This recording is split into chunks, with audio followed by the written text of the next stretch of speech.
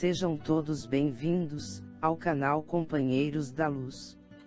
Leitura do livro Libertação. Coleção A Vida no Mundo Espiritual, obra do Espírito André Luiz, por Chico Xavier. Iniciemos então o último capítulo de número 20. Reencontro. A noite ia avançada, mas o nosso instrutor, vagueando o olhar em torno, parecia consultar a paisagem externa, ensimesmado, pensativo. Logo após, fitou enternecido, a filha espiritual que passará a convalescer em brando e defendido repouso. Orou longamente, junto dela, na câmara íntima, e em seguida, veio anunciar-nos o instante da partida. Aves tornando ao ninho de esperança e de paz, deveríamos agora transportar conosco outros pássaros de asas semimutiladas que atormentadas paixões ameaçava. Todos os corações ali socorridos, demandariam junto de nós, outros campos de ação regenerativa e redentora. Aquelas entidades sofredoras e amigas, ainda mesmo as que se conservavam nas mediações da loucura pelos desequilíbrios do sentimento a que se haviam confiado, tinham lágrimas de alegria e reconhecimento nos olhos. Em cada uma palpitava o anseio de retificação e de vida nova.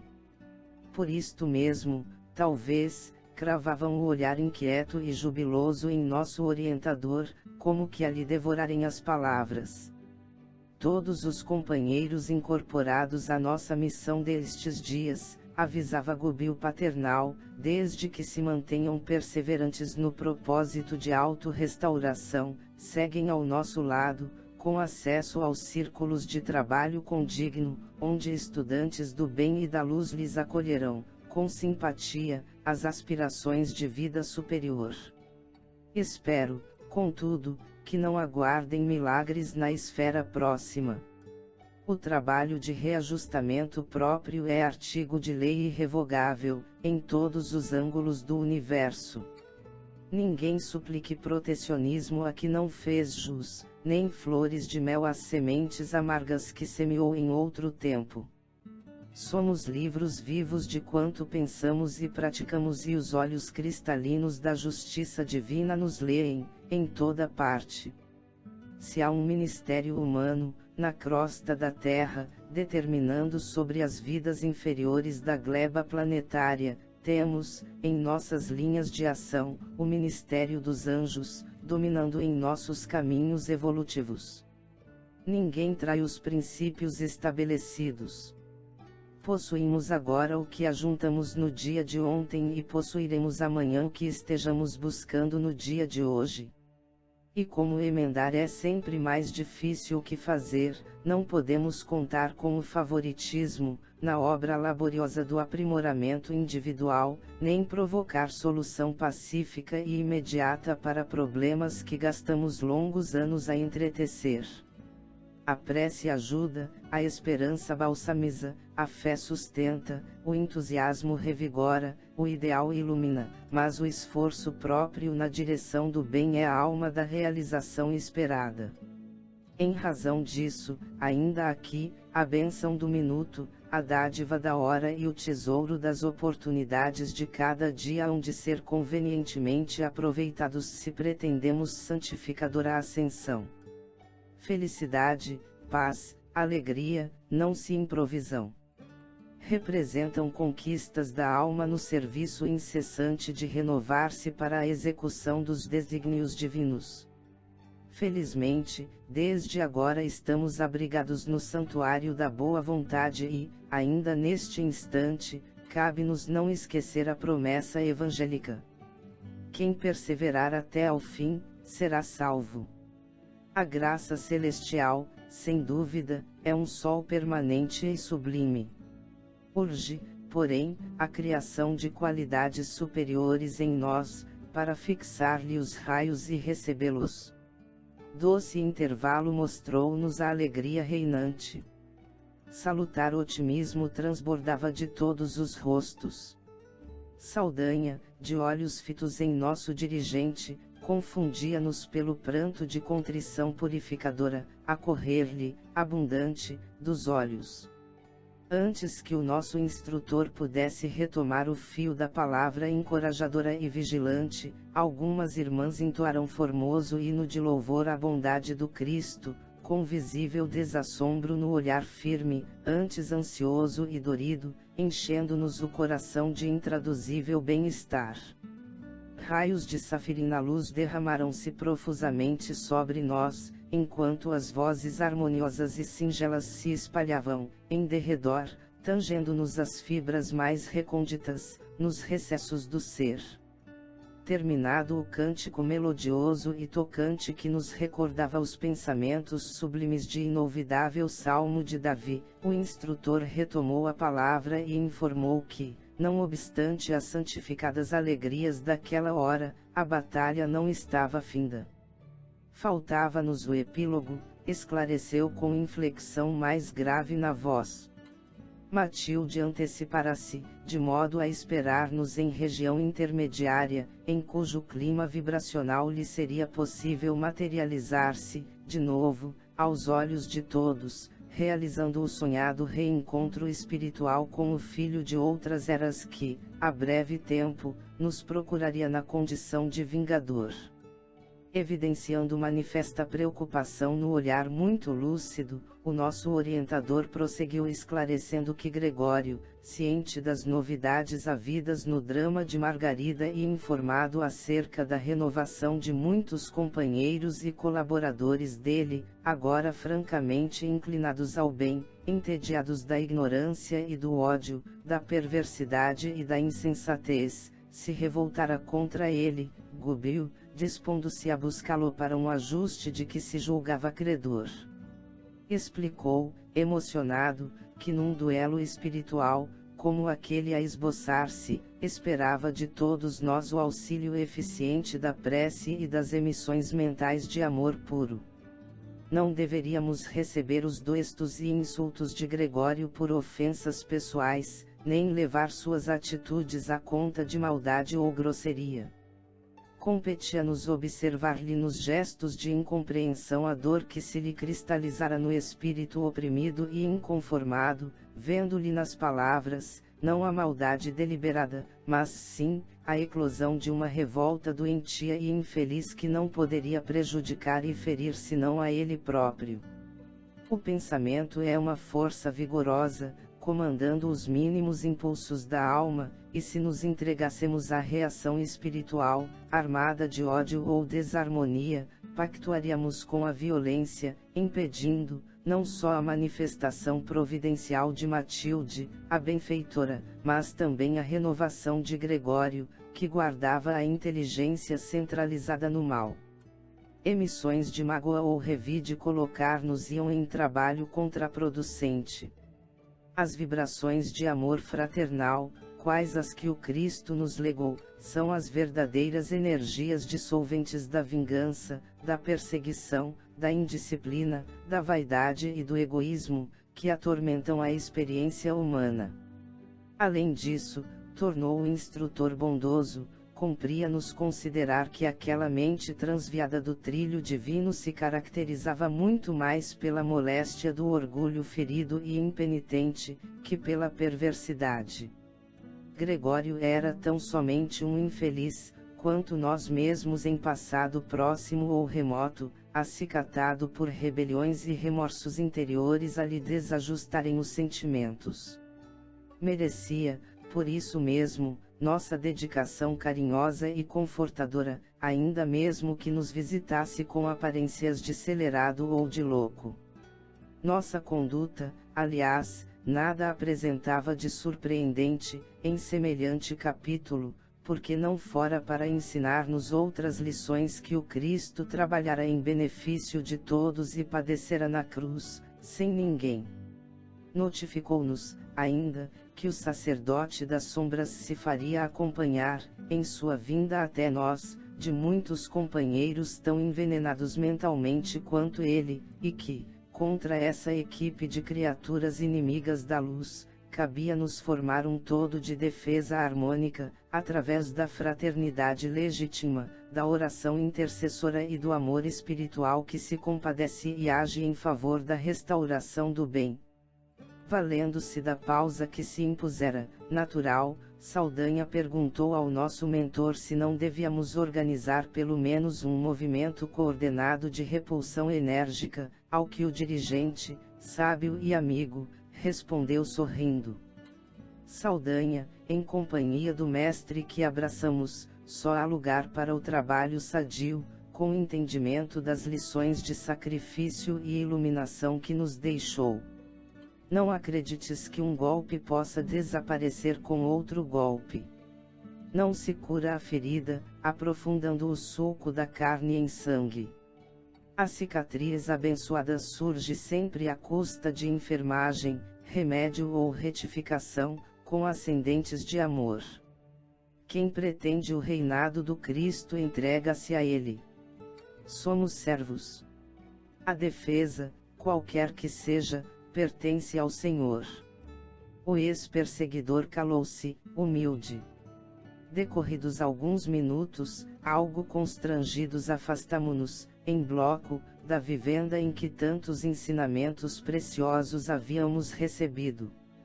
Amparados os mais doentes naqueles que se mostravam mais fortes, retiramo-nos, cautelosos, pondo-nos a caminho da zona pré-estabelecida. 2 horas de jornada, sob a supervisão de Gubil perfeitamente treinado em experiências daquela natureza, conduziram-nos ao local desejado. O campo em torno era singularmente belo. Verdejante planalto, coroado de luar, convidava-nos à meditação e à prece, e brisas ligeiras e frescas da madrugada como que nos bafejavam o cérebro, convidando-nos a reconfortar as fontes do pensamento.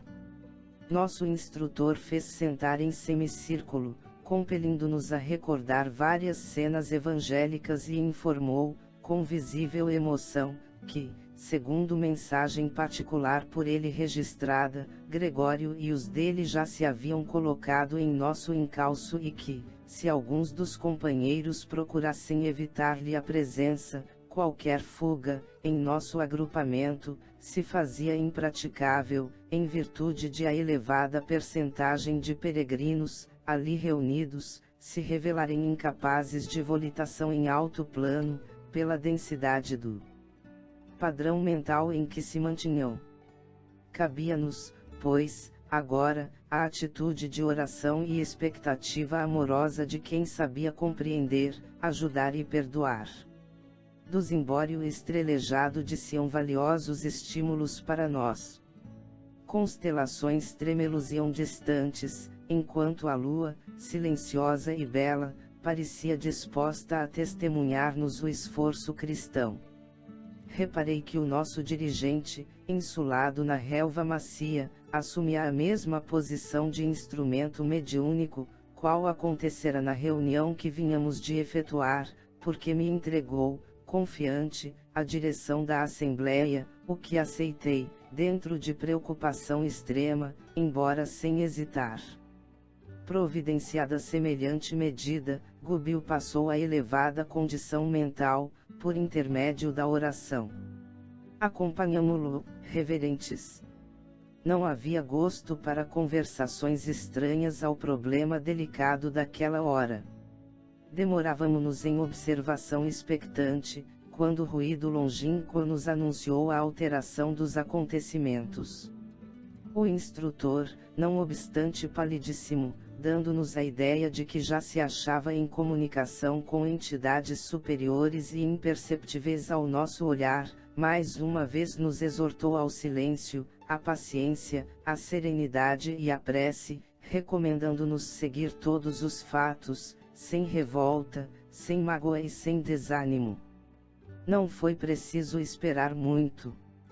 Alguns minutos se desdobraram apressados e Gregório, com algumas dezenas de assalariados, surgiu em campo, investindo-nos com palavrões que se caracterizavam pela dureza e violência. Os recém-chegados apareceram acompanhados de grande cópia de animais, em maioria monstruosos. Noutras circunstâncias, sem a bênção do aviso salutar, provavelmente teríamos debandado, mas Gubbio, cuja superioridade conhecíamos por experiência própria, ali se mantinha, resoluto e imperturbável, emitindo ondas de luminosidade intensa, veiculando forças magnéticas, imponderáveis que, dirigidas sobre nós, como que nos supria de recursos necessários ao procedimento irrepreensível. Por mim, ao reparar as máscaras sinistras que se abeiravam de nós, confesso que, em tempo algum, senti tamanha ameaça de medo e tão profundo contágio de confiança. O sacerdote das sombras avançou para o nosso orientador, à semelhança de general parlamentando na praça, antes de começar a batalha, e acusou sem rodeios. Miserável hipnotizador de servos ingênuos, onde se alinham tuas armas para o duelo desta hora? Não contente em prejudicar-me os projetos mais íntimos, num problema de ordem pessoal, aliciaste numerosos colaboradores meus, em nome de um mestre que não ofereceu aos que o acompanharam senão sarcasmo, martírio e crucificação. Acreditas, porventura, esteja eu disposto, por minha vez, a aceitar princípios que relaxam a dignidade humana? Admites, acaso, permaneça, a meu turno, fascinado pelos feiticeiros de tua estirpe? Traidor da palavra empenhada, confundir-te-ei os poderes de bruxo desconhecido. Não creio no amor açucarado que elegeste por senha de luta. Creio na força que governa a vida e que te dobrará, igualmente, aos meus pés. Percebendo que o nosso orientador não se erguia, como que chumbado ao solo, compelido por indefinível prostração, não obstante cercado de intensa luz, o sacerdote dos mistérios negros, acariciando os copos da espada luzente, acentuou, irado: covarde, não te levantas para ouvir-me a acusação justa e digna. Perdeste também o brio, semelhando-te a quantos te antecederam no movimento de humilhação que persiste no mundo, há quase 2000 anos. Também, noutra época, acreditei na celestial proteção através da atividade religiosa, nos ideais em que hoje te empenhas. Entendi contudo a tempo, que o trono divino paira distante demais para que nos preocupemos em alcançá-lo. Não há um Deus misericordioso, e sim, uma causa que dirige. Essa causa é inteligência e não sentimento. Encastelei-me assim, na força determinativa para não sussobrar. O querer, o mandar e o poder estão em minhas mãos. Se tuas mágicas prevalecem acima dos princípios que consagro e defendo, aceita a luva que te lanço à face. Combatamos. Gregório espraiou um torvo olhar pela assistência muda e exclamou: aqui descansam inermes, ao teu lado, os meus colaboradores que adormecerão, vergonhosamente, ao teu cântico sedutor. Entretanto, cada qual deles me pagará, muito caro, a defecção e a desobediência. Fixou com mais atenção os olhos felinos na assembleia, mas exceto eu, que deveria permanecer atento à tarefa direcional que me fora cometida, ninguém ousou modificar a atitude de profunda concentração nos propósitos de humildade e amor a que fôramos conclamados. Demonstrando acentuado desapontamento, em face dos insultos sem resposta, o temível diretor de legiões sombrias abeirou-se, mais estreitamente, de nosso instrutor sereno e bradou: levantar-te-ei, por mim mesmo, usando os sopapos que mereces. Antes, porém, que conseguisse ligar o intento à ação, delicado aparelho luminoso surgiu no alto, à maneira de garganta improvisada em fluidos radiantes, como as que se formam nas sessões de voz direta, entre os encarnados, e a voz cristalina e terna de Matilde ressoou, acima de nossas cabeças, exortando-o, com amorosa firmeza: Gregório, não enregeles o coração quando o Senhor te chama, por mil modos, ao trabalho renovador. O teu longo período de dureza e secura está terminado. Não intentes contra os abençoados aguilhões de nosso eterno Pai. O espinho fere, enquanto o fogo o não consome, e a pedra mostra resistência, enquanto o fio d'água a não desgasta. Para a tua alma, filho meu, findou a noite em que a tua razão se eclipsou no mal. A ignorância pode muito, no entanto, é simples nada quando a sabedoria espalha os seus avisos. Não admitas que os monstros da negra magia te alimentem o coração com a felicidade desejável. O temido perseguidor mantinha-se confundido, semi-aterrado, ao passo que nós mesmos, os circunstantes ligados à missão de Gubil, não conseguíamos dissimular a imensa surpresa que nos dominava, ante o quadro imponente e inesperado. Compreendi que a benfeitora se valia dos fluidos vitais de nosso orientador para exprimir-se, naquele plano, qual o fizera, horas antes, na residência de Margarida. O sacerdote transviado, num complexo de espanto, rebelião e amargura, tinha agora o aspecto de uma fera enjaulada. Acreditas porventura, prosseguiu a voz materna, adulcorada, que o amor pode alterar-se no curso do tempo? Supuseste um dia, que eu te pudesse esquecer. Ouvidaste a imantação de nossos destinos. Peregrine minha alma através de 1000 mundos, suspirarei sempre pela integração de nossos espíritos. A luz sublime do amor que nos arde nos sentimentos mais profundos pode resplandecer nos precipícios infernais, atraindo para o Senhor aqueles que amamos. Gregório, ressurge. E, numa inflexão de lágrimas que desarmaria o raciocínio mais enrijecido, acentuou: lembra-te. Deixaste morrer nos séculos os projetos de amor que traçamos na Toscana e na Lombardia distantes. Esqueceste nossos votos ao pé dos altares humildes. Olvidaste as cruzes de pedra que nos ouviam as orações. Não prometemos ambos trabalhar em comum pela purificação do santuário de Deus na terra? Sempre grande e belo no combate à política venal dos homens, cristalizaste na mente os desvarios do orgulho e da vaidade, adquiridos ao contato de uma coroa putrescível. Afogaste ideais preciosos na corrente de ouro mundano e perdeste a visão dos horizontes divinos, mergulhando-te na sombra dos cálculos pela extensão do império de teus caprichos.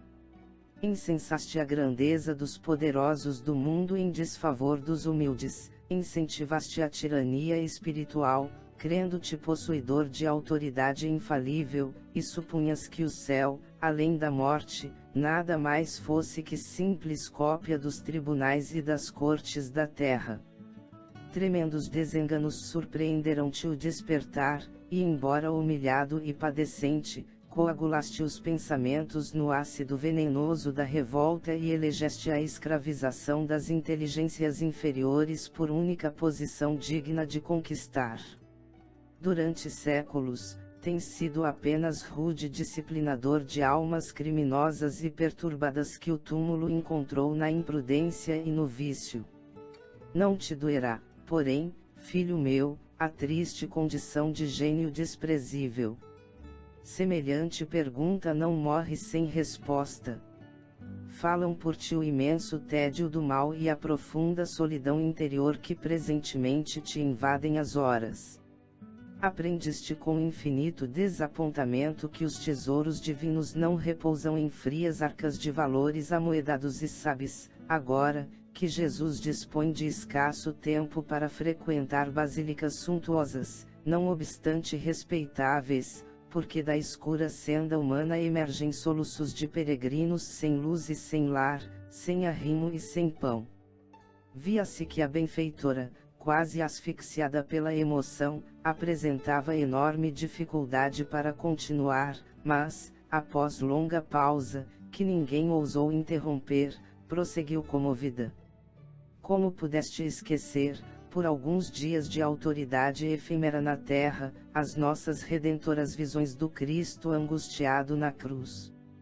Aderiste aos dragões do mal pela simples verificação de que a tiara passageira não te poderia aureolar a cabeça nos domínios da vida eterna, a que a morte nos arrebatou. Entretanto, o divino amigo jamais descreu das nossas promessas de serviço e espera por nós com a mesma abnegação do princípio. Vamos! Sou Matilde, alma de tua alma que, um dia te adotou por filho querido e a quem amaste como dedicada mãe espiritual. Calou-se a voz da mensageira, interditada pela corrente de pranto.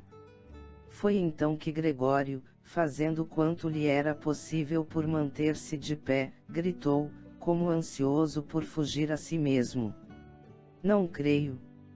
Não creio! Estou só! Consagrei-me ao serviço das sombras e não tenho outros compromissos. Transbordava-lhe da voz menos altiva um tom de pavor indescritível. Parecia disposto à fuga, francamente transformado. Mas, ante a assembleia estática e silenciosa, mantinha-se magnetizado pela palavra da benfeitora que se fazia ouvir, austera e doce, bela e terrível, escalpelando-lhe a consciência. Espraiou o olhar de leão ferido através de todos os ângulos do campo que nos situava e, sentindo-se no centro de quantos assistiam ali, atônitos à cena inesperada, exteriorizou na expressão fisionômica todo o desespero extremo que lhe vagava na alma, arrancou a espada da bainha e bradou encolerizado: Vim para combater, não para argumentar. Não temos sortilégios. Sou um chefe e não posso perder os minutos com palavras tergiversantes. Não admito a presença de minha mãe espiritual de outras eras. Conheço as artimanhas dos fascinadores, e não tenho outra alternativa senão duelar. Fitando a delicada forma de luz que pairava no espaço, acrescentou: Por quem és? Anjo ou demônio, aparece e combate. Aceitas meu desafio? Sim, respondeu Matilde, com ternura e humildade. Tua espada. Trovejou Gregório, arquejante. Vê-la-ás dentro em breve. Após alguns momentos de ansiosa expectativa, apagou-se a garganta luminosa que brilhava sobre nós, mas leve massa radiante e disforme surgiu, não longe, à nossa vista. Compreendi que a valorosa emissária se materializaria, ali mesmo, utilizando os fluidos vitais que o nosso orientador lhe forneceria. Júbilo e assombro dominavam a assembleia. Em poucos instantes, erguia-se Matilde, a nosso olhar, de rosto velado por véu de gaze tenuíssima. A túnica alva e luminescente, aliada ao porte esguio e nobre, sob a auréola de safirina luz de que se tocava, traziam à lembrança alguma encantada Madonna da Idade Média, em repentina aparição. Adiantava-se, digna e calma, na direção do sombrio perseguidor. Todavia, Gregório, perturbado e impaciente, atacou-a de longe e empunhou a lâmina em riste, exclamando, resoluto: As armas! As armas! Matilde estacou, serena e humilde, embora imponente e bela, com a majestade de uma rainha coroada de sol. Decorridos alguns instantes ligeiros, movimentou-se novamente, e alçando a mão direita radiosa até ao coração, caminhou para ele, afirmando, em voz doce e terna: Eu não tenho outra espada, senão a do amor com que sempre te amei. E de súbito desvelou o semblante vestalino, revelando-lhe a individualidade num dilúvio de intensa luz. Contemplando-lhe, então, a beleza suave e sublime, banhada de lágrimas, e sentindo-lhe as irradiações enternecedoras dos braços que, agora, se lhe abriam, envolventes e acolhedores, Gregório deixou cair a lâmina acerada e de joelhos se prosternou, bradando: Mãe? Minha mãe! Minha mãe! Matilde enlaçou-o e exclamou: Meu filho! Meu filho! Deus te abençoe! Quero-te mais que nunca! Verificará-se, ali, naquele abraço, espantoso choque entre a luz e a treva não resistiu. Gregório, como que abalado nos refolhos do ser, regressará à fragilidade infantil, em pleno desmaio da força que o sustinha. Finalmente, iniciará sua libertação. A benfeitora enlevada, recolherá-o, enlanguescido nos braços, enquanto numerosos membros da sombria falange fugiam aterrorizados. Matilde, vitoriosa, agradeceu em palavras que nos faziam vibrar as fibras mais recônditas da alma, e em seguida confiou aos nossos cuidados o filho vencido, asseverando-nos que o abnegado Gubil se encarregaria de guardar, por algum tempo, aquele que ela considerava o seu divino tesouro. Após abraçar-nos, generosa, desmaterializou-se ao nosso coro de hosanas, a fim de seguir de mais longe, a preparação do futuro glorioso. Refez-se o nosso orientador, reintegrando-se em nosso grupo de serviço. Edificado feliz, Gubil sustentou Gregório, inerte nos braços à maneira do cristão fiel que se orgulha de suportar o companheiro menos feliz. Orou cercado de claridade santificante, arrancando-nos lágrimas irreprimíveis de alegria e reconhecimento, e depois, ante a paz que se estabelecera, triunfante e ditosa, deu por fim a nossa tarefa, dispondo-se a guiar a heterogênea, mas expressiva coletividade de novos estudantes do bem, recolhidos nos trabalhos de salvação de Margarida, até a importante e abençoada colônia de trabalho regenerador. Surgira, para mim, a despedida. Tinha meus olhos úmidos de pranto. O instrutor abraçou-me, e retendo-me junto do coração, falou bondoso: Jesus te recompense, filho meu, pelo papel que desempenhaste nesta jornada de libertação. Nunca te esqueças de que o amor vence todo ódio e de que o bem aniquila todo mal. Quis responder, esclarecendo que somente a mim, discípulo inábil, cabia o dever de gratidão. Todavia, incoercível emotividade prendeu-me à voz. O orientador, no entanto, leu-me no olhar os sentimentos mais profundos e sorriu, em retirada. Eloy também rumou para longe, em busca de outros setores. E voltando sozinho, ao meu domicílio espiritual, roguei chorando: Mestre de bondade infinita, não me abandones. Ampara-me a insuficiência de servo imperfeito e infiel. Em torno, reinava insondável e sublime silêncio. Mas, enquanto o horizonte se tingia de rubro preludiando a festa da aurora, a estrela matutina brilhava, tremeluzindo aos meus olhos, qual celeste resposta de luz. Chegamos ao final da leitura do livro Libertação. Coleção A Vida no Mundo Espiritual, obra do Espírito André Luiz, por Chico Xavier. Queridos amigos companheiros da luz, esperamos que tenham gostado.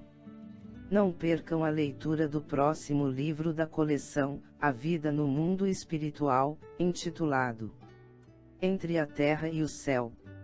Fiquem em paz, boa reflexão, que Jesus abençoe a todos. Muito obrigado.